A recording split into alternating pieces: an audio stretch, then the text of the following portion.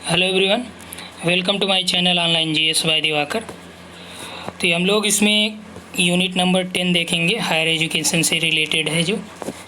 इसके पहले आपने अब तक जो हम लोगों ने यूनिट कंप्लीट किया है, सबसे पहले हमने देखा था ऑलमोस्ट आपका एक यूनिट से लेके इसमें बचेंगे केवल आपका 7, 8, 9 ये भी हो चुका है, यानी कि आपका उधर 4 यूनिट तक हमने किया था, तो 5, 6, 7 यही 3 केवल बचेंगे। 8 भी ICT भी कर दिया है और इन्वायरमेंट भी हो चुका था।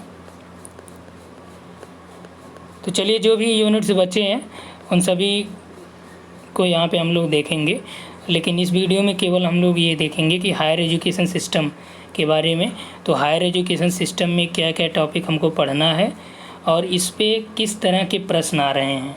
ठीक, तो पहले जो आपके प्रश्न आते थे वो आसान से आते थे और इसमें पॉलिटी को ज़्यादा इंक्लूड कर दिया जाता था, लेकिन अभी यहाँ पे देखिए अब का जो ये आपका है, पहले यहाँ पे आपका गवर्नेंस भी शामिल था, यहाँ पे डायरेक्ट लिखा रहता था, लेकिन अभी यहाँ पे ही केवल एक पॉइंट में यहाँ पे सुशासन, राजनीति, प्रशासन और नीतियाँ ये सभी यहाँ पे इंक्लूडेड हैं। अब देखिए यहाँ पे एक आपका वैल्यू एजुकेशन और इन्वायरमेंट एजुकेशन दोनों को यहाँ पे इंक्लूड कर रखा है इन्होंने। तो हायर एजुकेशन में देखें तो पहला जो दिया कि उच्च अधिगम संस्थाएं और प्राचीन भारत में शिक्षा। अब देखिए कि यहाँ पे जो दिया कि हायर एजुकेशन जो लर्निंग इंस्टीट्यूशन है वो, और एंशियंट टाइम में जो भारत में एजुकेशन था वो, उसके बारे में। अब यहीं यहाँ पे यदि तीसरी लाइन यहाँ पे देखें तो तीसरी लाइन में कह रहा है कि भारत में प्राच्य, पारंपरिक और गैर पारंपरिक अधिगम कार्यक्रम यानी लर्निंग सिस्टम कैसे सिखाए जाते थे। तो यही तो यहाँ पे भी दिया है, प्राचीन भारत में कहिए, ठीक, या भारत में प्राच्य कहिए, दोनों को सेम रखा है। यदि आप इसको करेंगे तो ये भी इसमें समाहित हो जाएगा। ठीक, पारंपरिक यानी जो ट्रेडिशनल रहा और नॉन ट्रेडिशनल यानी कि मॉडर्न टाइम में। तो यहाँ से यदि आप देखेंगे तो स्वतंत्रता के बाद जो भारत में शिक्षा का प्रोग्राम चालू किया गया, जो नीतियाँ बनाई गई, वो भी तो आपका ये गैर पारंपरिक में आएंगी, जबकि इसके पहले स्वतंत्रता के पहले जो प्राचीन भारत की है वही तो आपका प्राच्य और पारंपरिक होंगी, परंपरा पे आधारित। क्लियर हुआ यहाँ तक? तो सिलेबस को ही आपको सबसे पहले समझना है कि आखिर हमको पढ़ना क्या है। अब देखिए कि मान लीजिए आपको सिलेबस में ये दे दिया, अब आप किताब उठाएं और खोजे पढ़े हैं कि प्राचीन भारत में शिक्षा, एक टॉपिक आपका मिल गया। फिर आप खोज रहे हैं कि भारत में प्राच्य, पारंपरिक और गैर पारंपरिक अधिगम कार्यक्रम, अब ये भी आपको अलग से वहाँ पे लिखा हुआ मिलना चाहिए। तब वहाँ पे आप कंफ्यूज करेंगे, कहेंगे कि यार ये तो दिया ही नहीं है ये वाला टॉपिक, क्योंकि कई बार लोगों के प्रश्न इस तरह से आते हैं। तो इसलिए ये लगता है कि आप लोगों को सबसे पहले कि यूनिट की स्टार्ट करने से पहले उस यूनिट का सिलेबस डिस्कस कर दिया जाए। आगे देखिए यहाँ पे व्यावसायिक और तकनीकी और कौशल आधारित शिक्षा, तो ये आपका अलग से कराया जाएगा। मूल्य शिक्षा, पर्यावरण शिक्षा ये भी होगा। नीतियाँ, सुशासन और राजनीति और प्रशासन। और यहाँ पे देखिए स्वतंत्रता के बाद भारत में उच्च शिक्षा, उच्च अधिगम और शोध का उद्भव कैसे हुआ। तो यानी कि जब ये आपका देखेंगे हम लोग तो यही आपका गैर पारंपरिक में ही आएगा, कुछ परंपरा में आएगा, जैसे ही आप बाद में या जो वर्तमान समय में आएंगे तो ये गैर परंपरा के अंतर्गत शामिल कर लिया जाएगा। ठीक, तो ये रहा है हिंदी में सिलेबस। अब इंग्लिश वाला भी देख लीजिए, दिया है कि institution of higher learning and education in ancient India, evolution of higher learning and research in post independence India, oriental, conventional and non conventional learning program in India, professional, technical and skill based education. अगला मूल्य शिक्षा और environment शिक्षा। और next है यहाँ पे policies, governance and administration. ठीक, यानी कि अब आपको गवर्नेंस और एडमिनिस्ट्रेशन तो पढ़ना है, लेकिन आपको प्योर पॉलिटी में नहीं जाना है, संविधान आपको यहाँ पे नहीं पढ़ना है। थोड़ा सा यहाँ पे आपको जो गवर्नेंस और एडमिनिस्ट्रेशन से रिलेटेड वहाँ पे रह गए आर्टिकल्स, उसी को यहाँ पे आपको देखना है। ठीक, अब देखिए यहाँ पे एक एक करके प्रश्न जो आपके पूछे गए हैं परीक्षाओं में, उसको आप देखिए और इसको हम लोग सॉल्व कर लेते हैं कि किस तरह से इसको सॉल्व किया जाए, तो आपको यहाँ पे देखने को मिलेगा। तो यहाँ पे जो पहला प्रश्न दिया है कि निम्न में से प्रतिवेदनों में किसने परीक्षा प्रणाली की शैक्षणिक, तकनीकी और प्रशासनिक समस्याओं को संबोधित किया। अब यहाँ पे देखिए कि आपका कह रहा है कि कौन सा टेक्निकल एडमिनिस्ट्रेटिव प्रॉब्लम्स। अब आपने देखा था कि सिलेबस देखिए यहाँ पे ये दिया ना कि प्रोफेशनल और टेक्निकल स्किल बेस्ड एजुकेशन, तो इसी पे आधारित ही आपका प्रश्न आ गया कि कौन सी शिक्षा प्रणाली में तकनीकी और प्रशासनिक समस्याओं को संबोधित किया गया था। यानी report on standard of the education system 1965 में, report of university education commission 48-49 में, या सार्जेंट आयोग 1944, या हार्टोग कमेटी रिपोर्ट 1929। तो जो यहाँ पे आपका राइट आंसर हो जाएगा वो क्या है, report on standard of educational system 1965। यहीं पे आपका टेक्निकल और एडमिनिस्ट्रेटिव प्रॉब्लम्स की बात की गई थी। अगला, भारत का संविधान अल्पसंख्यकों द्वारा अपनी पसंद की शिक्षा संस्थान स्थापित करने का अधिकार उपबंध करता है। तो ये आपने देखा ही था। अब यहाँ पे देखिए कि हमने आपको बताया ना कि जो आपके शिक्षण से रिलेटेड आर्टिकल्स हैं उसको आपको यहाँ पे देखना पड़ेगा, तो देखना पड़ रहा भी है, पूछा भी गया प्रश्न। ये 2019 जून का पेपर है। तो अनुच्छेद 30 का 1 या 29 या 33 या 16, तो राइट आंसर यहाँ पे आपका 30 का 1 है। देखिए ये संविधान के भाग 3 में आता है।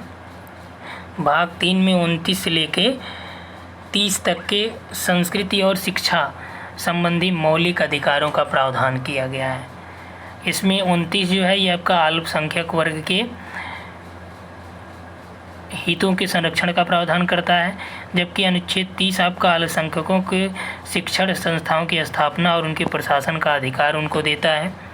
ठीक, और जो आपका अनुच्छेद 30 का खंड 2 है वो स्थापना और प्रशासन देता है, जिसमें खंड 1 क्या करता है कि धार्मिक या भाषाई अल्पसंख्यकों को रुचि या पसंद के आधार पर शिक्षण संस्थान स्थापित करने और उन्हें चलाने का, यानी टू इस्टेब्लिश एंड एडमिनिस्ट्रेशन का राइट देता है। ठीक, तो राइट आंसर यहाँ पे 30 का 1। कौन सा शैक्षणिक FM रेडियो नेटवर्क है? शैक्षणिक FM रेडियो नेटवर्क। आप देखिए ये वाला हमने आपको शिक्षण अभिरुचि में भी कराया है। तो कौन सा यहाँ पे आपका FM रेडियो नेटवर्क है जो शैक्षणिक है? ज्ञान दर्शन, ज्ञानवाणी, ज्ञानधारा, GIN यानी GN। तो ज्ञानवाणी आप जानते हैं ये है। ठीक, तो ज्ञानवाणी ये FM रेडियो 2000 में MHRD के द्वारा नेशनल लेवल पे चालू किया गया। इसका जो नंबर है वो आपका है 105.6, यानी 105.6 FM।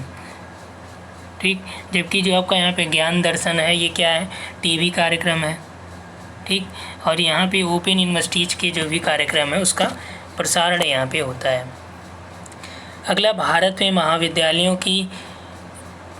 महाविद्यालयों की विश्वविद्यालयों से संबद्धता की वर्तमान प्रणाली कब चालू की गई?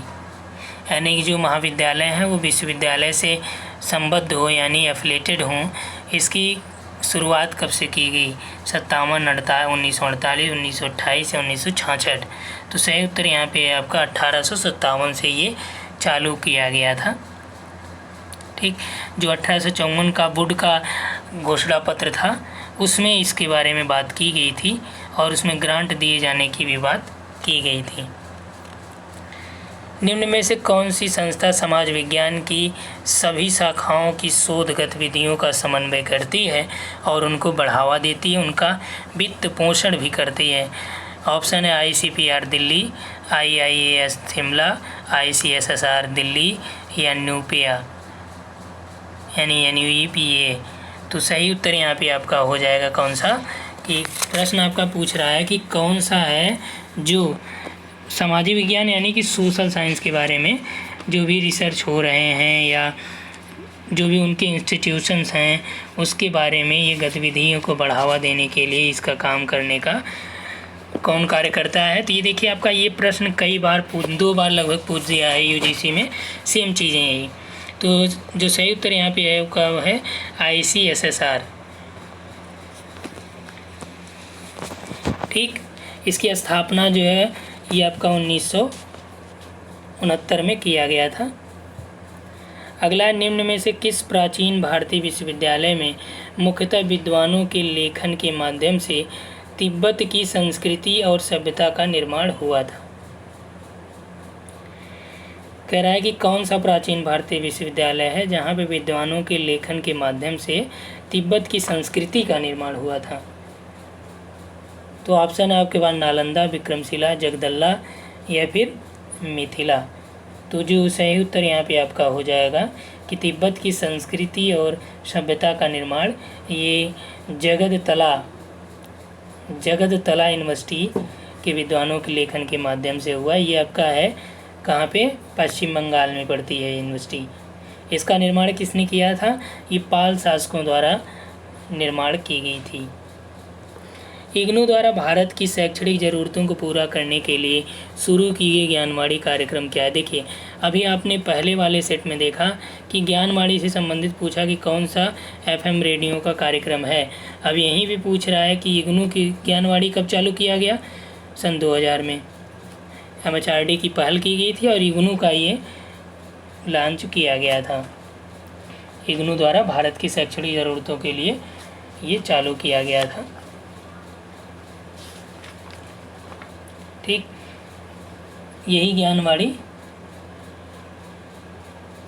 ये रेडियो नेटवर्क जो चालू किया गया था। तो ये आपका यहाँ पे उपग्रह आधारित शैक्षणिक TV कार्यक्रम है या FM रेडियो नेटवर्क है या एकेडमिक नेटवर्क की वैश्विक पहल है या MOOCs है। तो जो सही उत्तर है क्या है यहाँ पे, ये आपका एक प्रकार का रेडियो नेटवर्क है। ठीक, ज्ञानवाणी क्या है, ये FM रेडियो नेटवर्क है जो जन जन की शिक्षा पहुंचाने और समाज के शैक्षणिक, सामाजिक, सांस्कृतिक उत्थान के लिए ये चालू किया गया था। और ये देखिए 2017 में इसे इग्नू और ऑल इंडिया रेडियो के बीच एक समझौते के बीच इसे चालू किया गया। अगला, निम्न में से कौन सा विश्वविद्यालय 1857 की दौरान स्थापित होने वाले पहले 3 विश्वविद्यालयों में से एक नहीं है। अब देखिए ये है कलकत्ता, बम्बई, दिल्ली, मद्रास। तो जो वुड का डिस्पैच आया था 1854 का, इसी समय ये 3 विश्वविद्यालयों की स्थापना की बात उसमें की गई थी। कहाँ पे, कलकत्ता, मद्रास और मुंबई। लेकिन इसमें दिल्ली विश्वविद्यालय ने शामिल नहीं है। अगला है, भारत में परीक्षा प्रणाली की समस्याओं पर विशेष बल निम्न में से किस एक रिपोर्ट के एक भाग में है। अर्थात कि भारत में जो परीक्षा प्रणाली समस्याओं पर विशेष बल निम्न में से किस एक रिपोर्ट का भाग है।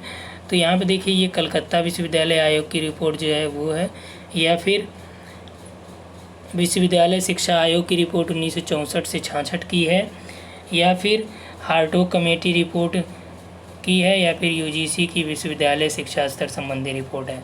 तो जो यहाँ पे परीक्षा प्रणाली की समस्याओं की बात की थी वो आपका है UGC का विश्वविद्यालय शिक्षा स्तर संबंधी रिपोर्ट 1965।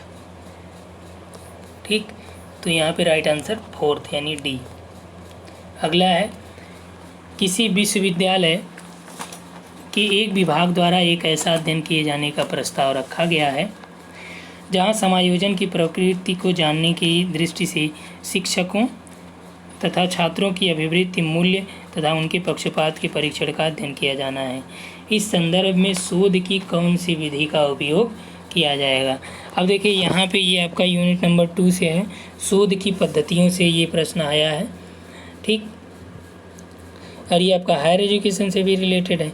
यानी कि यदि आपको किसी विश्वविद्यालय के विभाग में कोई अध्ययन किया जाना है जहाँ से ये पता लगाना है कि जो शिक्षक और छात्र हैं उनकी एटीट्यूड, मूल्य और उनके पक्षपात का परीक्षण भी करना है, तो उसके लिए क्या एक्सपेरिमेंटल होगा, केस स्टडी होगा, वर्णनात्मक है, नृजाती है, ऐतिहासिक है।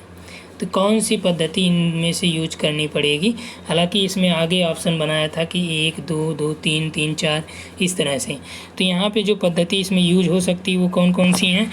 एक तो आपका केस स्टडी आप करेंगे, कि केस स्टडी से ये पता लगा लेंगे।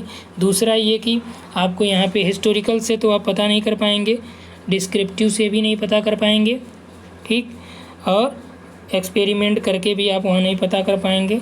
तो यहाँ पे आप एथनोग्राफिक मेथड भी यूज कर सकते हैं, जाति विधि का भी यूज करके वहाँ पे आप पता लगा सकते हैं।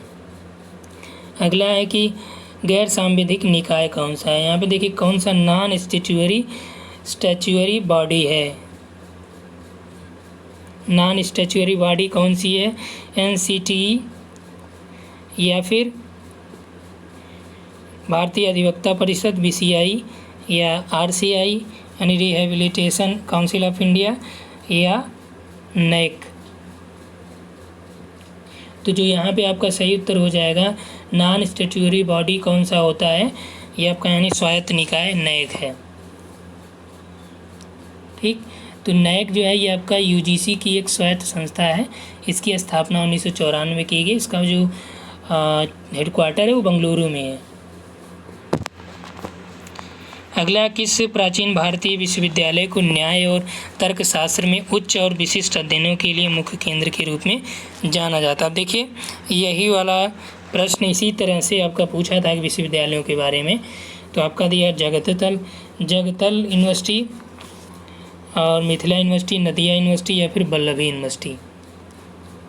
तो जो यहाँ पे आपका राइट आंसर हो जाएगा, तो जो फिलॉसफी या न्यायोलॉजिक के लिए जो जाना जाता है एंशिएंट इंडिया का यूनिवर्सिटी है वो है मिथिला यूनिवर्सिटी। अगला है, उच्च शिक्षा क्षेत्र में संबंधित नीति आयोग के त्रिवर्षीय कार्यक्रम यानी कार्य एजेंडे की पहचान करना है कि नीति आयोग का 3 ईयर एक्शन एजेंडा क्या था। शीर्ष कॉलेजों की स्वायत्तता को बनाए रखना, जी हाँ ये था एजेंडा। विनियामक तंत्र में सुधार करना, तो ये भी था कि रिफॉर्म रेगुलेटरी सिस्टम। परियोजना और शोधार्थी केंद्रित शोध अनुदानों की पद्धति का संस्थापना यानी कि उसको इस्टेब्लिश करना था, ठीक। अगला है कि शोध संस्कृति का संवर्धन, प्रमोशन ऑफ रिसर्च कल्चर, जो रिसर्च का कल्चर उसको प्रमोट किया जाए, जी नहीं, एक हद तक ये था। अगला है कि राष्ट्रीय नेशनल रिसर्च फाउंडेशन बनाना था, क्या इसका उद्देश्य नहीं था। तो 1, 2, 3 और 4। तो यहाँ पे देखिए कि कौन सा ऑप्शन सही है। यहाँ पे 3 ऑप्शन ही दिया है, तो ये आपका 1, 2 और 3 ज़्यादा सटीक हो रहा है, ठीक। अध्यापक शिक्षा पाठ्यक्रम में योग को शामिल करने का निम्न में से कौन सा आधार है। देखिए अध्यापक शिक्षा पाठ्यक्रम में योग को शामिल करने का आधार कौन सा दिया था। तो राष्ट्रीय शिक्षा नीति 1959 की है या 86 की है या फिर आपका अध्यापक शिक्षण भविष्य दृष्टि गुणवत्ता 2012 का है या फिर आपका जो राष्ट्रीय शिक्षा नीति 2019 का है। तो जो सही उत्तर यहाँ पे है ये आपका है 1986 की जो राष्ट्रीय शिक्षा नीति है, उसी समय योग को इसमें शामिल करने की बात की गई थी, ठीक। तो ये देखा आपने कि किस तरह के प्रश्न अब पूछे जा रहे हैं। बहुत ही आसान प्रश्न अब नहीं आ रहे हैं। आप देख पा रहे हैं कि इन सभी प्रश्नों के बारे में कि काफ़ी ज़्यादा डिटेल में ये प्रश्न आपसे पूछे जा रहे हैं। तो इसलिए अब जो हम लोग देखेंगे यहाँ पे वो थोड़ा सा इससे काफ़ी ज़्यादा डीप जाके देखा जाएगा, ठीक। Thanks for watching.